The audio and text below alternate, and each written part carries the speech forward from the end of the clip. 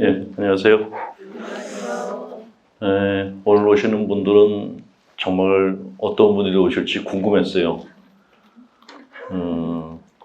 굉장히 독한 분들이 오실 거다. 이 오미크론이 이렇게 많이 퍼지는데 간이 웬만큼 크지 않으면 못 올 거다 그랬는데 미사 시작 전에 20분 전에 올라왔더니 5분 정도 앉아 계시더라고요. 그래서 오늘은 5명만 강의를 하나? 그랬더니 50여 분이 오셨어요. 저도 오미크론 확산이 돼서 강의를 어떻게 할까 고민하다가 무서워서 안 하는 거하고 무섭더라도 하는 거하고 어느 쪽이 나을까 그랬는데 제 체질상 하는 쪽이 낫겠다는 거죠. 또 이 강의를 여기 계신 분들만 들으시는 게 아니고 동영상이 해외로 나가기 때문에 해외 교민분들을 위해서라도 해야겠다는 생각을 했는데 가수들이 관객 없이 공연을 하면은 너무너무 재미없잖아요. 저희들도 마찬가지거든요. 그래서 와주신 50여 분이 저한테는 아주 너무 고맙습니다. 지난주에 이어서 지난달에 이어서 오늘도 행복에 대한 이야기를 더 계속하겠습니다. 행복이 뭐냐고 질문을 받으면은 평소에 행복은 이럴 거다라고 생각을 하다가도 답을 하려고 하면 막연해요. 뭐가 행복이죠? 제일 먼저 떠오르는 건 돈을 많이 벌어서 좋은 집 갖고 좋은 차 사고 좋은 음식 먹고 이게 제일 먼저 떠올라요. 그런데 그렇게 사시는 분들한테 행복이 뭐냐 그러면 그게 아니라고 또 얘기를 합니다. 그러니까 가난한 분들한테 행복은 많이 가지는 건데 많이 가진 분들의 행복은 또 다르더라고요. 그게 이제 행복 심리학자들이 부자들을 대상으로 이제 심리 검사를 했더니 그런 결론이 나왔어요. 사실 우리는 행복하게 살고 싶다 그러면서도 어떤 행복을 원하는지 잘 모를 때가 많은 이유가 뭔가 하면 이 행복이 무엇인가라는 질문은 사람이 무엇인가라는 질문하고 똑같아요. 사람이 뭐죠? 그러면 너무 막연해요. 마찬가지로 행복이 무엇인가라는 물음에도 막연한 게 당연하고 그래서 굉장히 많은 철학자들과 종교에서 행복관을 만들려고 애들을 썼습니다. 가톨릭 교회도 마찬가지고요. 가톨릭 교회의 행복관에 가장 많은 영향을 미친 것이 그리스 철학자들이고 그래서 지난달에는 그리스 철학자들에 대해서 말씀을 드렸고 오늘은 가톨릭 신자들은 당연히 성경을 보고 있죠. 근데 그 성서의 기본 바탕이 히브리즘이죠. 이스라엘 사람들이 갖고 있는 행복관이 바탕에 깔려 있어요. 가톨릭 교회의 교리 내용은 거의 다 구약과 신약 성서를 기본으로 되어 있습니다. 그래서 이번 시간에는 히브리즘 전통 행복관이 무엇인가에 대해서 좀 생각을 해볼 텐데 강의를 들어보신 분들은 이미 아시겠지만 저는 기존의 이론을 지지하는 강의를 하지 않고 기존의 것들이 갖고 있는 문제점에 대해서 주로 얘기를 해요. 왜냐하면 상담을 하면서 전통신앙관 때문에 심리적인 고통을 겪고 있는 분들을 너무 많이 봤거든요. 저도 너무 많이 힘들었었고 그래서 그런 심리적 힘겨움이 어디에서 나왔는가 생각했더니 우리가 갖고 있는 행복관, 가톨릭 교회가 주는 행복관에 문제가 있다는 생각이 들어서 일단은 그 근원을 찾자면은 히브리인들이 갖고 있던 행복관부터 검색을 해야 될 것 같다는 생각이 들었습니다. 자, 히브리즘의 전통 행복관은 제일 중요한 게 하나님과의 관계를 중시로 했습니다. 그러니까 하나님이 보시기에 어떠냐, 이것이 구약에 나오는 내용의 거의 전체라고 볼 수가 있는데 동양에서도 그런 얘기는 하죠. 하늘이 무섭지도 않으냐, 무슨 잘못을 하면 그런 얘기를 하는데 히브리인들도 마찬가지로 하나님이 무섭지도 않느냐라는 그런 이야기들을 많이 썼습니다. 그래서 하나님과의 관계를 중시하는데 그냥 하나님 찾고 기도하고 그 정도가 아니라 히브리인들이 추구하는 행복이란 하나님이라는 절대 권위에 순종하면서 자기중심적 쾌락주의적 행동을 억제하는 삶 속에서 행복을 얻는다라는 개념을 갖고 있었어요. 그를 디바인 코맨드 시어리라고 합니다.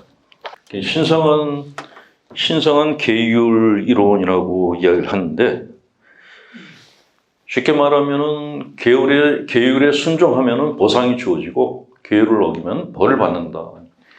동양 사람들이 갖고 있는 상선벌악의 개념을 히브리인들도 마찬가지로 갖고 있었어요. 그런데 이런 계율주의적인 그런 신앙관에 어떤 문제가 있냐면 계율주의적인 삶을 사는 사람들은 슈도 나시 너무 많아요. 하지 말라는 게 너무 많아요. 금지사항이 너무 많아서 내가 하고 싶은 게 있는데 하지 못하는 것들이 너무 많아요. 이것도 하지 말고 저것도 하지 말고 이거는 부적을 탔으니까 먹지 말고 이런 것들이 구약을 읽어보신 분들은 아시겠지만 이렇게 그런 내용들을 갖다 많이 확인할 수 있었을 겁니다. 그런 이야기들을 하는 이유가 뭐냐면 부적절한 욕망이나 비합리적인 감정들이 하나님의 뜻에 맞지 않는다라는 생각 때문에 그렇다라는 것이죠. 그런데 이런 생각이 가톨릭 교회 안에도 깊이 뿌리를 내리고 있어요. 계명주의적인 신앙을 갖고 있는 분들이 상당히 많습니다.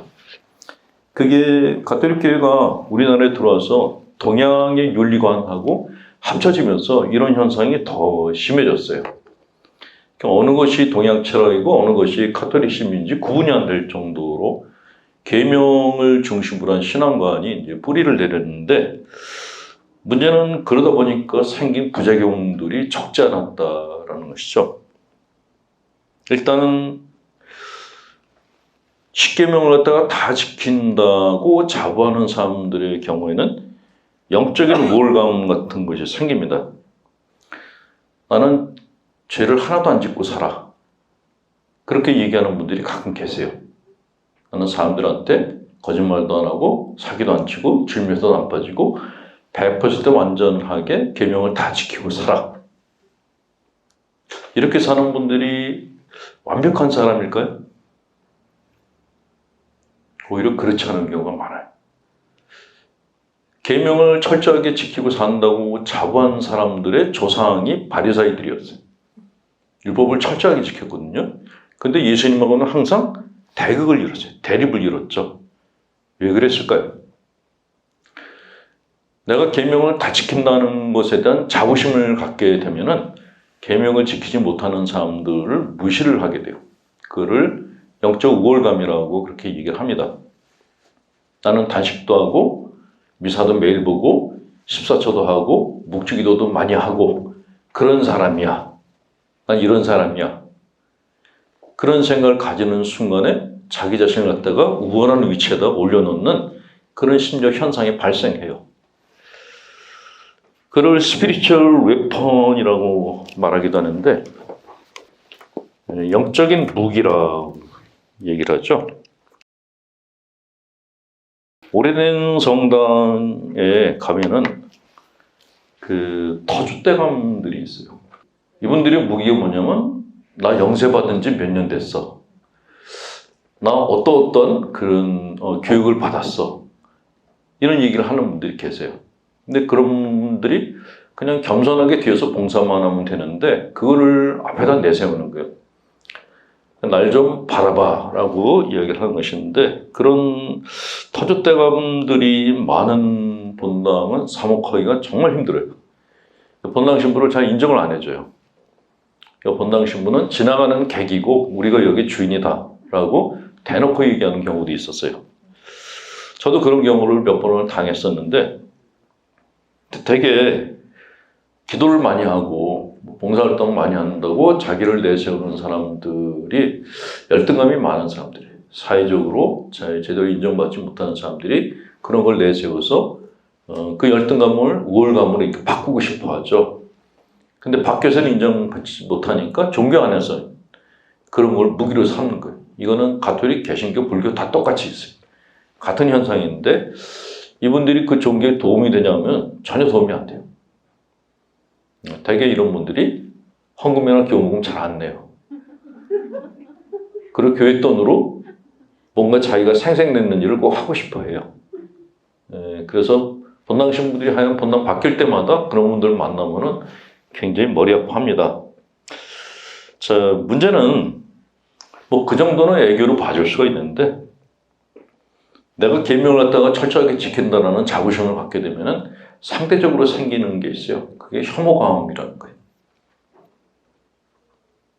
그러니까 기도를 많이 하다 보면은 기도를 하지 않는 사람들에 대해서 혐오감을 갖게 돼요. 그를 극단주의자들이 갖고 있는 그런 심적인 문제다라고 보통 얘기를 하는데 지나치게 엄격하게 신앙생활을 하는 사람들은 그렇지 못한 사람들을 갖다 무시하는 그런 성향을 가지고 있어요. 심지어는 그런 사람들을 박해하기도 하죠. 그런 전형적인 경우가 중세 때의 마녀사냥이었거든요. 많은 분들이 중세 때 마녀사냥을 한 사람들이 무지막지한 사람들일 거다라고 생각들 하십니다. 근데 아니에요. 정반대예요. 마녀사냥을 했던 사람들이 수도자들이었고 더더군다나 굉장히 엄격한 수도생활을 하던 사람들이었어요. 그런데 왜 그런 사람들이 마녀사냥을 했을까? 그게 이제 심리학에서는 지나치게 극단주의로 가게 되면은 반대 성향인 사람들을 보고 혐오감을 갖게 되고 심지어는 죽이고 싶은 충동을 느낀다라고 얘기를 해요. 이런 심리가 히틀러에게서도 비슷하게 나타났거든요. 히틀러에 대해서 그 많은 언론 보도들이 혐오스럽게 보도를 해서 히틀러가 아주 엉망인 사람으로 그렇게 표현을 하는데 실제로는 안 그랬어요. 채식주의자였고 예수를 사랑했고 아주 깔끔하게 사는 사람이었어요. 근데 단지 이 사람이 극단적인 성향의 강박증을 갖고 있었던 거예요. 그런 지나친 강박증을 갖게 되면은 혐오스러운 것도 많아지게 돼요. 예를 들어서 뭐 집안에 먼지 하나 없이 이제 깔끔하게 청소하는 주부들의 경우 남편이 밖에서 들어오는데 옷을 갖다 이렇게 지저분하게 입고 들어오면은 못 들어오게 하는 경우도 있어요. 심지어는 이렇게 화장실을 쓰고 나왔는데 자기가 들어가서 청소하는데 20분 이상 걸리는 사람도 있어요. 깔끔함이 지나치면 엄격함이 지나치게 되면 그 반동적인 심적 현상이 나타난다라는 것이죠. 그게 사실은 무섭다라는 거예요. 제가 고등학교 다닐 때 그 수도원이나 신부가 되려고 하는 친구들과 함께 조그만 모임을 하나 만들었어요. 우리는 이제부터는 뭐 일반 사람들과 달리 그 하나님의 종이 되려는 사람들이니까 우리끼리 모여서 기도하자라고. 시작은 이게 좋은 의미로 시작을 했는데 고등학생이 한 7명이 모여가지고 이제 매일 미사를 보고 묵주기도 하고 묵상하고 그랬어요. 근데 시간이 가면서 이렇게 살고 있는 우리가 너무 자랑스러운데 문제는 본당의 수녀님들이 기도를 안 하는 것 같이 보이기 시작했어요. 그러니까 그 뭐라 그러지? 간이 붓기 시작하는데 고삐리 7명이 웃지도 않고 늘 성당 안에 들어가서 근엄하게 성체절배를 하고 있는데 수녀님들이 밖에서 애들하고 막 노는 걸 보고 왜 저렇게 세속적이지? 그런 생각을 했던 거예요. 그리고 사람들을 만났을 때도 이렇게 항상 복을 세우고 우리를 본받아라 하는 마음으로 이제 사람들을 대했어요. 근데 그 당시 신자분들이 착하셔서 쟤네들은 신학교 갈래들, 수도원 갈래들 그러면서 대접을 해준 거예요. 그래서 더 기고만장해졌는데 결국은 깨졌어요. 나중에 저희들끼리 또 어떤 합의를 봤냐면 서로의 단점을 서로 알려주자라는 쓸데없는 그런 제안을 했어요. 그래서 형제를 갖고 서로의 단점을 얘기하기 시작했어요. 여러분들 잘 아시겠지만 남이 나한테 칭찬해 주는 건 듣기 좋지만 단점 얘기하는 건 그건 죽어도 싫거든요. 그런데도 우리는 성인이 되려면 이렇게 살아야 된다. 그래서 단점을 얘기하기 시작했어요. 근데 하다가 보니까 한 사람에게 타겟이 된 거예요. 한 사람이 타겟이 된 거예요. 그 친구한테 계속 단점을 얘기했고 그 친구가 속이 상해가지고 그만 탈퇴했고 그래서 우리가 생각해도 이건 아닌 것 같은데 그래서 흐지부지하게 깨졌던 적이 있는데 그런 청소년기에 그런 조합을 가졌던 것이 나중에 보니까 그게 홍위병들 컴플렉스하고 유사했던 거더라고요. 그런 컴플렉스가 바리사이 컴플렉스라는 거예요. 선민의식이라는 거죠. 나는 다른 사람들과 달라. 이런 마음을 갖는 순간에 그때부터 나하고 다른 사람에 대한 혐오감을 갖게 되고 그 사람을 파괴하고 싶은 욕구에 빠지게 돼요. 그러니까 기도를 아무리 많이 해도 단식을 아무리 많이 해도 희생을 아무리 많이 해도 자기 마음 안에 악한 성향을 감출 수가 없는 경우가 나타난다라는 것이죠. 가끔 개신교 신자분들 중에 그 절에 가서 불상을 훼손하거나 성당에서 성모상을 훼손하는 분들이 있어요. 그런 분들이 이런 컴플렉스를 가진 분들이죠. 계율 중심주의. 나는 술, 담배 안 하고 주님의 뜻대로 산다. 이런 자부심이 사실은 사람 마음 안에 있는 악성을 키워주는 그런 역할을 한다라는 거죠. 굉장히 위험해요. 자, 이런 계율에 대한 집착을 가진 그 그룹 중에 그 이슬람교에서도 같은 현상이 나타났죠. 탈레반이 나타났고 그 다음에 IS가 나타났습니다. 탈레반은 신학생들이에요. 그 신부가 되기 전에 신학교 다니는 신학생들이 탈레반들이에요. 근데 신학생들의 공통적인 특징은 뭐냐면 극단적인 성향이 서품박도 본당에 나와서 신자분들 계속 만나다 보면은 성향이 중도 우파나 중도 좌파 정도로 이렇게 균형이 잡혀요. 근데 신학생 때는 전부 좌파예요.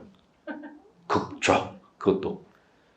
저도 신학교 다닐 때 그때 극좌파 성향을 가져서 하마터면 이제 서품을 못 받을 뻔하기도 했는데 그 당시에는 그냥 청년들이 갖고 있는 성향 자체가 그래요. 탈레반들은 다 젊은 청년들이거든요. 이 젊은 청년들이 자기네 계명에 집착을 하다 보니까 탈레반 콤플렉스라는 게 생기는데 그게 바리사이 콤플렉스하고 비슷해요. 근데 IS는 뭐냐면 탈레반 애들을 보고 니들은 우리보다 계명을 덜 지켜. 그래서 탈레반을 공격하는 또 다른 신학생들이 나왔는데 그게 IS예요. 극단적인 원리주의자라고 보통 얘기하는데 그 우리말로 하면은 그냥 계율주의자인 거죠. 계율주의자. 근데 문제는 이 계명을 해석하는 폭이 넓지가 않은 거예요. 그러니까 자기들이 갖고 있는 어떤 컴플렉스나 편견에 의해서 계명을 해석하기 때문에 여자가 다른 사람들한테 얼굴 보이면 안 된다. 그래서 그냥 수건으로 얼굴 둘둘 말게 하고 뭐 책도 못 보게 하고 그런 이렇게 기행들을 갖다가 저지르게 된 것이죠. 자, 이런 사람들의 공통적인 특징이 집단적 강박성 성격 장애자라고 합니다. 정신의학에서 강박성 성격 장애자에 대해서 이렇게 설명합니다. 질서 규칙에 대한 지나친 집착, 자신의 방식이 유일하고 다른 사람들의 것은 신의 뜻에 거스른다고 생각하는 자만심, 자신의 신념을 다른 사람들에게 강요하는 폭력성 등이 강박성 성격 장애자들의 특징이라 한다. 그래서 아프가니스탄에서 여성들에게 말도 안 되는 그런 이렇게 폭력적인 윤리를 강요하고 샤리아법이라는 미명하에 사람들을 채찍질했던 것이죠. 근데 이 탈레반이 왜 이런 행동을 하게 됐는가? 그 바탕에 있는 컴플렉스는 뭐냐면 사실 열등감이에요. 그렇게 많은 인생 경험을 한 애들이 아니거든요. 근데 신학교에서 살다가 나온 애들이니까 너무 사회 경험이 적은 거예요. 우물안 개구리 같은 의식 구조가 탈레반의 기본 성향이라는 거죠. 이들이 갖고 있는 문제가 열등감이라는 걸 확인할 수 있는 것은 탈레반의 행위가 미성숙하고 충동적이고 극단적이고 공격적이어서 그렇습니다. 이거는 열등감의 바탕이 아니면 건강한 마인드를 가진 사람들은 이렇게 행동을 할 수가 없는 거죠. 병적인 컴플렉스를 가진 집단이라고 보는 것이 맞습니다. 열등감이 강한 사람들이 종교 안에서 야심을 갖는 경우에 생기는 가장 큰 부작용이 우위 욕구인데 도덕적으로 모든 사람들 위에 올라서려는 욕구가 두드러지게 드러나요. 그래서 개신교 신자들 같은 경우는 담배 안 피워, 술 안 먹어. 이걸로 우월감을 갖고자 해요. 가톨릭은 난 매일 매사 참여해, 묵주기도 하루에 몇 단 해, 단식했어. 이걸로 도덕적으로 우위에 서고 싶어 해요. 그러니까 외적으로 볼 때는 모범적으로 사는 사람으로 보이는데 내적으로는 사실 바리사이 컴플렉스가 들어앉아 있기 때문에 참 위험하다라는 것이죠. 자, 도덕적인 우위 욕구를 갖는 것이 왜 위험하냐 하면은 내가 도덕적으로 우위에 올랐으면 자기도 짓빠지면서 다른 사람들을 도덕적으로 단죄하고 싶은 욕구가 자꾸 생기는 거예요. 왜 하나님의 뜻대로 살지 않는 거야? 이런 말을 하는 사람들이 되게 그리고 도덕적인 우월성을 갖다 갖고 있는 사람들이라는 것이죠. 자, 열등감은 자아팽창이라는 그런 현상을 일으키기도 합니다. 자아팽창이란 쉽게 말하면 간단히 이거 본 거예요. 사이비 교주들의 심리가 변하는 게 이렇게 몇 단계가 있어요. 사이비 교주들은 되게 본인이 어떤 처음부터 이렇게 신의 계시를 받아가지고 교주가 된 케이스들은 거의 없어요. 다 선배들한테 일단 교육을 받아요. 시작할 때는 신의 종으로 시작을 해요. 그러다가 몇 년이 지나서 간이 좀 부으면 신의 대리인이라고 이름이 바뀌어요. 그리고 몇 년 지나서 간이 부으면 그때는 내가 신이다라고 얘기를 하기 시작해요. 그게 자아팽창이라고 합니다. 그런 사람들에 대해서 이제 기성 종교에서는 이단이다라고 얘기를 하는데 이단의 기준이 뭐냐면은 자기 자신을 부르는 호칭이 무엇이냐로 그래서 기준을 잡는 거예요. 교황님은 본인을 뭐라고 그랬습니까? 네, 종의 종이라고 그랬어요. 세르부스 세르비라고 그러거든요. 세르부스가 하인이라는 뜻인데 세르부스 세르비는 하인들 중에 하인이라는 뜻이에요.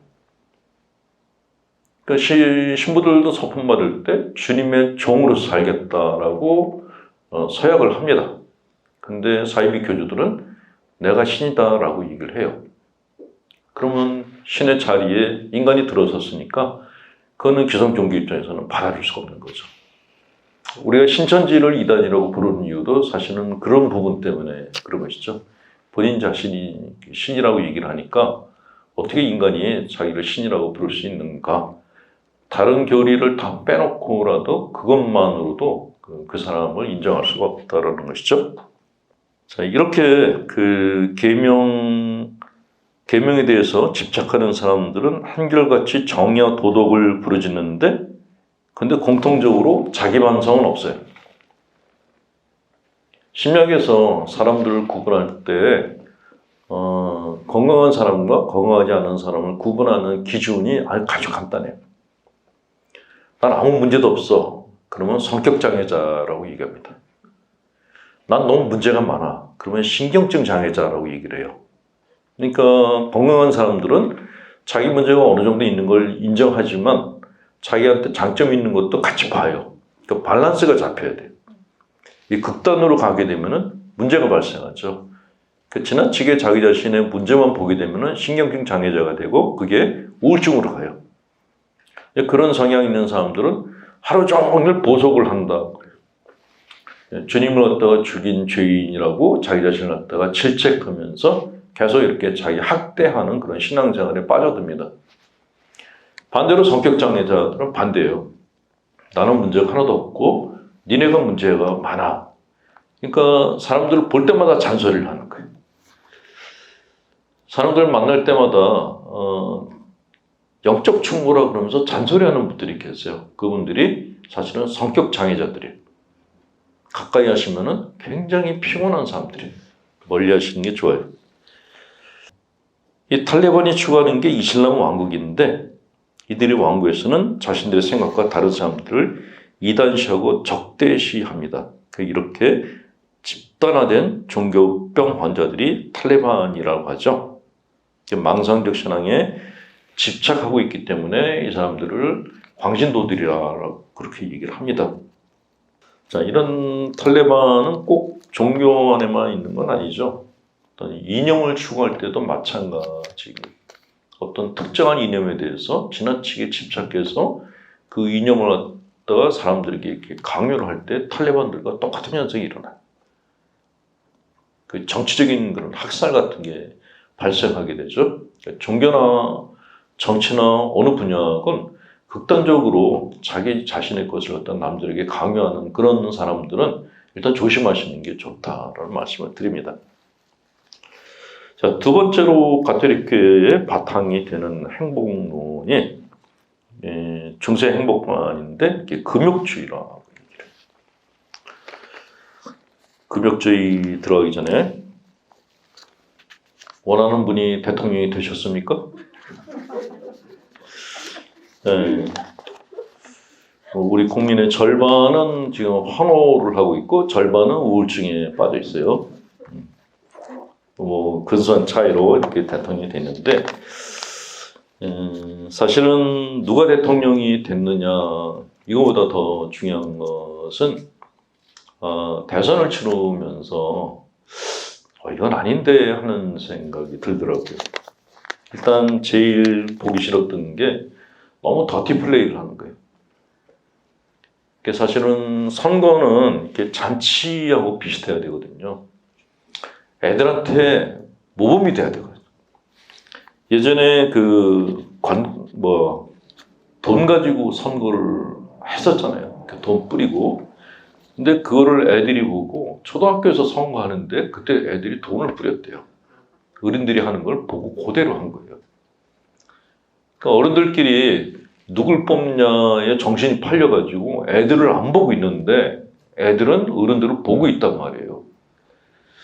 근데 너무 창피하더라고요. 이렇게 막 서로 흠집내고 존중 이런 거 없고 그런 게 좀 바뀌어야 되지 않나. 그거부터 선거 문화부터 바뀌어야 되지 않나 라는 생각이 들었고 또 하나는 그 대선 후보들이 나와서 서로 이제 토론을 하는데 누가 잘하나?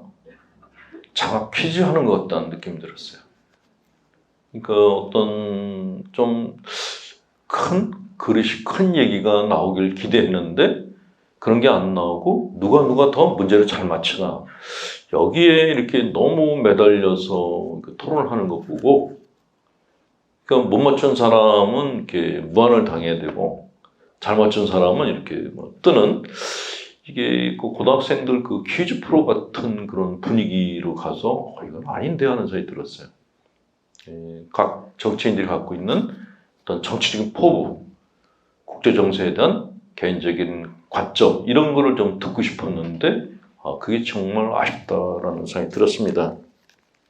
어쨌건 대선을 치르면서 그런 생각이 들었어요. 정치인들 수준이 국민 수준을 넘지 못하는구나. 사실 한국 국민들의 수준은 굉장히 높아요. 우리끼리 볼 때 낮다고 생각하는데 실제로 아시아권에서는 한국인들이 갖고 있는 사회의식 수준은 굉장히 높아요. 저는 아시아 쪽하고 사회주의 국가들을 많이 여행을 다녔거든요. 다니면서 거기 사는 사람들이 어떤 생각을 갖고 사는가 그런 걸 주로 이제 관찰을 했는데 한국만큼 국민들이 역동적인 나라가 드물더라고요. 오래전에 외국인 선교사가 우리나라에 와서 선교를 하다가 깜짝 놀랐대요. 길거리에서 거린 동양을 구하는 거린이 말을 걸었더니 한국 정치 정세에 대해서 1시간을 얘기를 하더래요. 깜짝 놀랐대요. 그래서 그 선교사가 본원에 들어가서 한국에서는 그지들도 정치 얘기를 하라고 하면 1시간을 한다라고 그런 얘기를 했다는 게 그게 교회 기록에 나와요. 한국 사람들은 누구나 다 대통령보다 우리나라를 더 많이 알고 있어요. 근데 그런 걸 보고서 이렇게 어떤 분들은 빈정거리는데 저는 그게 나쁜 게 아니고 오히려 좋다고 생각돼요. 아무리 가난해도 사회 문제에 관심이 있고 어떤 사안이 생기면은 굉장히 이렇게 역동적인 그런 발언들을 해요. 그게 이제 술 먹다가 대판 싸우는 게 문제인데 싸움만 하지 않는다면 서로 적대심만 하지 않는다면은 각자 가지고 있는 소견을 숨김없이 표현하는 그런 능력은 아시아권에서 최고예요. 아시아의 다른 나라들은 그런 표현을 안 할 뿐만 아니라 못해요. 정부에서 허용을 안 해요. 그러면서 한국 사회가 아시아권 내에서는 가장 역동적이고 가장 본보기가 될 만한 그런 사회다라는 그런 자부심을 갖고 있습니다.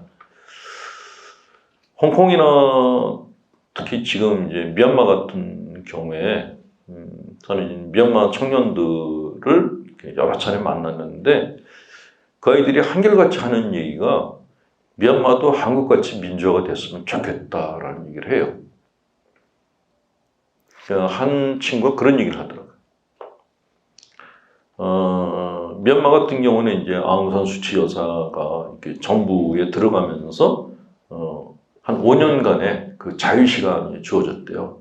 그 5년 동안에 그동안에는 이제 그 국민들이 해외 여행을 못할 뿐만 아니라 그냥 숙명이라고 생각하고 살아왔는데 아웅산 수치 여사가 정부에 들어가면서 젊은 청년들한테 여행을 허가를 해준 거예요. 우리나라에 들어와 있는 미얀마 청년들이 3만 명 정도 들어와 있어요. 근데 그 중에 한 친구가 그런 얘기를 하더라고요. 자기가 직장을 다니는데 노동자의 인권이라는 말을 처음 들었대요. 미얀마에서는 그냥 그 작업 시간이 시작도 없고 끝도 없대요. 그냥 하는 거래요. 월급도 주는 대로 받는 거고. 근데 그렇게 살다가 그게 그냥 그렇게 사는 건 줄 알고 살다가 한국에 와서 노동자의 권리라는 말을 듣고 나니까 다시는 미얀마에서 옛날 같은 삶을 살지 못하겠다는 그런 생각이 들었다라고 얘기를 하더라고요. 그러니까 지금 우크라이나 때문에 미얀마에 대한 관심이 뒤로 밀렸어요. 그럼 미얀마가 지금 모든 문제가 해결됐냐면 그렇진 않고 오히려 국제적인 관심에서 멀어지면서 군부가 국민들을 더 많이 탄압하고 있어요. 구체적으로 얘기하면은 밤 12시만 되면은 모든 가정에 군인들이 그냥 뛰어들어온대요. 그 악몽이죠. 매일 12시면은 군인과 경찰이 가정을 기습한대요. 애들이 있나 없나, 젊은 애들. 그러니까 애들을 숨기기 바쁘다는 거예요. 젊은 애들이 집에 있을 수가 없으니까 다 반군으로 나가는 거예요. 근데 미얀마는 굉장히 복잡하더라고요. 소수민족도 많고 굉장히 복잡한데 어쨌건 지금 그 미얀마의 젊은 애들은 자기들은 뭐 그렇다 치고 자기 후손들한테는 이렇게 노예적인 삶을 살게 할 수 없다고 자기들이 후손들을 위해서 목숨을 버리겠다고 선언을 했어요. 그 친구들이 이렇게 하거든요. 셋. 이게 뭐냐면 하나가 나가서 죽으면은 그 다음에 셋이 나가겠다는 뜻이에요. 이거를 이제 다른 언론에서는 뭐 의미가 있다라고 얘기를 했는데 그런 의미도 있겠지만은 그 친구들이 그러더라고요. 하나가 죽으면 셋이 나가겠다고. 그러니까 자기들은 다 죽을 각오가 돼 있다고 얘기를 하더라고요. 어쨌든 미얀마나 동남아시아의 많은 사람들이 모델로 삼고 있는 나라가 우리나라예요. 우리가 갖고 있는 국민 수준, 나라가 어려울 때 국민들이 금을 내놓는 이런 나라가 드물어요. 그리고 옛날 우리나라에 어떤 정변이 일어나면은 권력자들은 다 도망갔는데 의병들이 전부 일어나가지고 전쟁을 다 치렀잖아요. 이런 나라가 극히 드물어요. 그러니까 아시아에서는 경제적으로 이렇게 4대 강국, 이거는 그렇게 중요한 게 아니고, 아시아에서는 아시아 사람들이 다 바라보는 국민의식을 우리가 갖고 있어요. 그러니까 정치인들이 그런 국민의식 수준 위에 올라가 있어야 되는데, 어떻게 보면 국민보다 더 낮아요. 그게 우리나라의 문제. 조금 더 얘기를 하면은, 너 누구 편이냐라고 이제 얘기가 나올 것 같아서 제가 페북에다가 이제 글을 올렸는데 댓글이 묻는 거예요. 누구 편이냐라고. 나는 그냥 올렸는데. 그래서 나는 누구 편도 아니다 그랬더니 글의 내용으로 보아 특정 후보를 지지한다라고 또 붙었어요.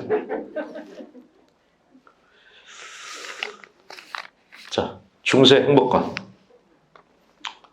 중세의 그 기본적인 행복관은 금욕주의를 기본으로 합니다. 중세 행복관은 이런 거예요. 진정한 행복은 세속적인 쾌락과 반대되는 삶을 사는 것이다. 라고 얘기를 하죠.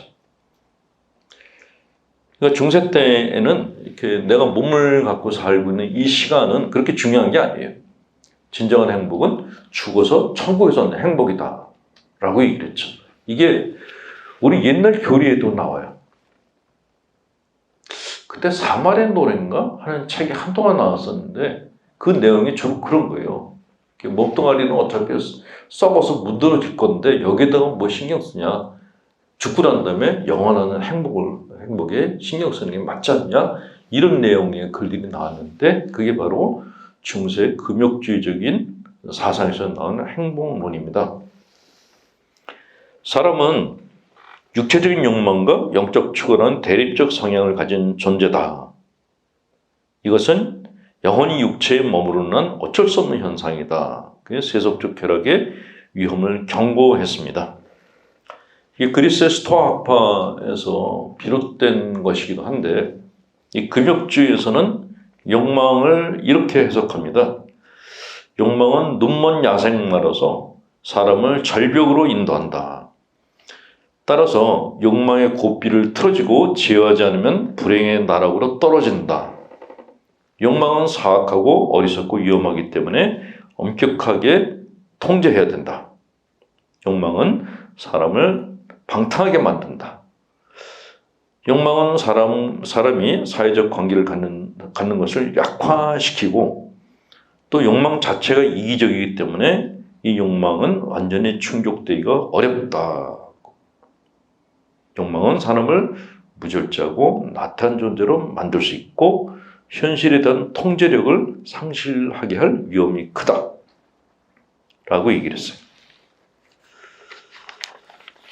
이 금욕지는 현대에 와서는 좀 더 이렇게 세련되게 내용이 바뀌었는데 다양한 욕망을 충족시킬 수 있는 외부적 조건과 행복의 상관관계는 상당히 미미하다.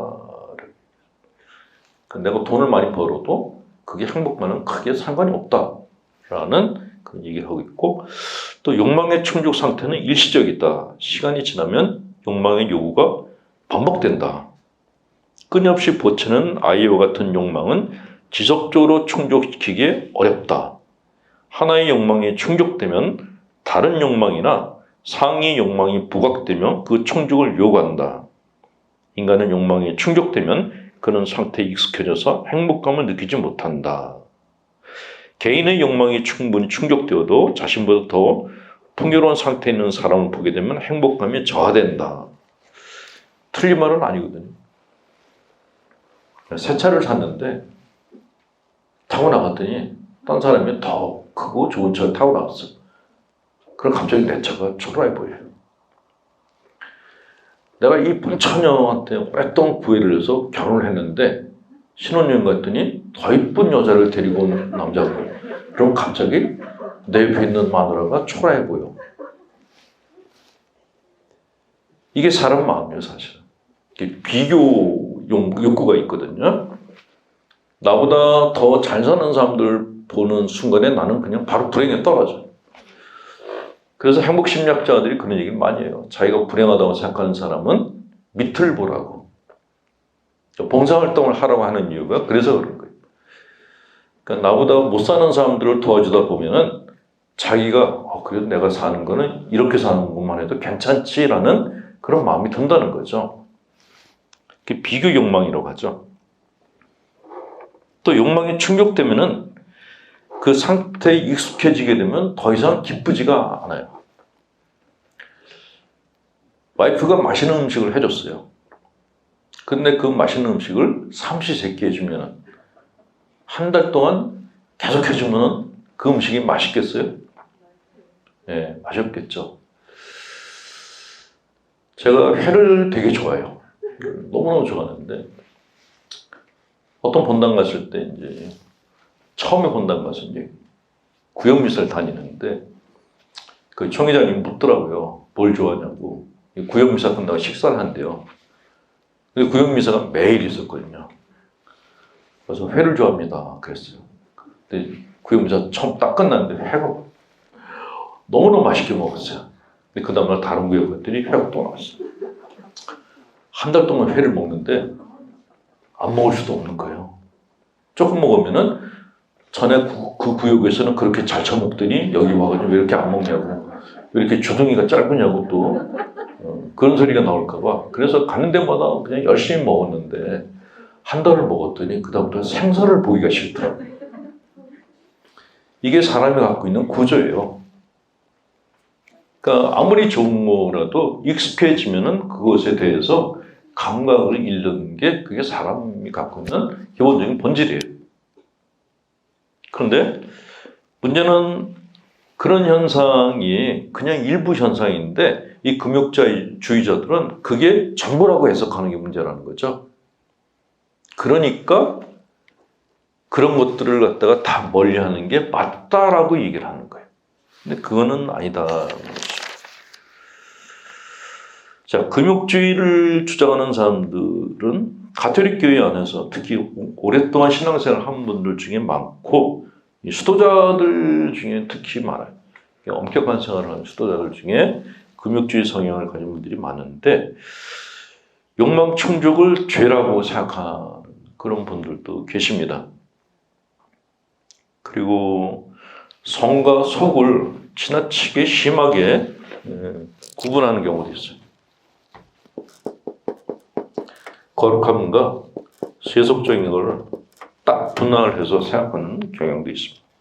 자, 이렇게 성과 속을 구분하는 것을 이제 이원론적인 세계관이라고 그렇게 얘기를 하는데, 이분들이 얘기하는 이제 그 속, 세속이라고 하죠. 세속은 그 기쁨을 주는 게 아니라 쾌락을 주는 곳이라고 해석을 해요. 근데 문제는 이 세속의 범주가 어디까지인지를 모르겠는 거예요. 그 심지어는 일반 사회하고 세속을 동일시하는 그런 경우도 있습니다. 그래서 아예 세상을 등지고 그냥 사막으로 들어간 수도자들도 많았어요. 초대교회 때. 그 당시에는 수도원들이 많이 있었는데 이집트 쪽의 사막지대에 수도원들이 있었어요. 근데 세상을 떠나가지고 거기 수도원으로 들어갔다가 수도원도 세속적이라고 해서 다시 또 나와서 혼자서 사막에서 수도 생활을 한 분들이 계세요. 은둔 생활을 했다고 하는데 그분들이 가지고 있는 생각이 바로 이런 이원론적인 그런 세상을 보는 관을 갖고 있었죠. 근데 이렇게 세속에 대해서 과민한 그런 영성을 추구를 하게 되면은 영성적인 신경증 같은 것이 생깁니다. 완전강박증하고 증세가 좀 비슷한데 죄를 안 짓기 위해서 자기 자신을 갖다가 촘촘한 펜스로 이렇게 막아버리는 거예요. 제가 지난달에도 말씀을 드렸는데 가장 심한 사람들이 초대교회 때 그 자기 목에다가 그 개 목걸이를 갖다가 걸고 묶어놓고 살았던 그 수도자들이 있었어요. 결국 나중에 이제 교회에서 그렇게 사는 것이 상식적이 아니다. 그래서 그 수도에는 해체가 됐는데, 근데 그때 그 사람들이 그렇게 사는 걸 보고 많은 사람들이 그 수도자들을 존경했다 그래요. 세상을 다 멀리한 사람들이라고. 그럼 그런 성향은 지금도 남아있어요. 지금도. 신자분들이 그런 금욕주의 성향을 가진 사람들에 대해서 이렇게 높게 평가하는 것은 지금도 그래요. 예를 들면은 본당 신부가 그냥 그지같이 옷을 입고 다니면은 성인이라 그러고, 뭐가 좀 이렇게 번듯한 게 입고 다니면은 타락했다고 얘기해요. 사제관에 들어갔는데 막 쓰레기통 같으면은 성인 신부님이라 그러고, 거기에 뭐가 이렇게 말짱하면은 이렇게 여자가 생겼다고 생각해요. 이게 옛날이나 지금이나 변한 게 하나도 없어요.